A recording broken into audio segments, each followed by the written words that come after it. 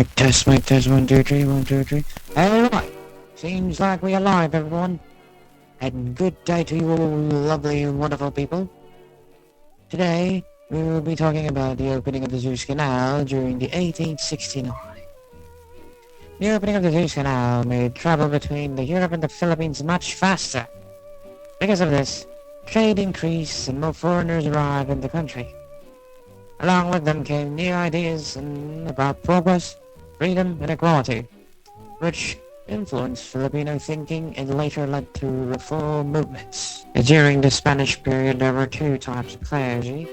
The regular clergy were Spanish priests who belonged to religious orders such as the Augustinians, the Dominicans, the Franciscans, Recollects, and the Jesuits.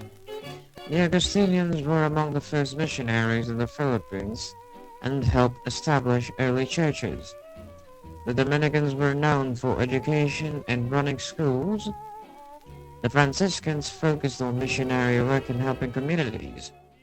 The Recollects were often assigned to remote areas, and the Jesuits are known for education and missionary work, and they returned to the Philippines later and became active in schools and missions.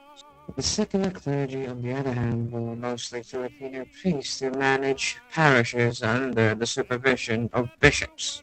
Conflict began when bishops tried to exercise their authority by inspecting and supervising parishes. But the friars refused to accept this and insisted they were not under bishop control. This created tension within the church. Secularization. What is secularization? Well, secularization was a movement to transfer parish control from Spanish friars to Filipino secular priests, giving Filipinos more authority in the church. In 1774, Archbishop Basilio Santa Justa supported this by replacing friars with secular priests and speeding up the ordination of Filipinos. A royal decree on November 9th, 1774 officially ordered the transfer of parishes to secular clergy. Opposition of friars. However, the friars strongly opposed this change. They argued that Filipino priests were not qualified due to the lack of education and experience.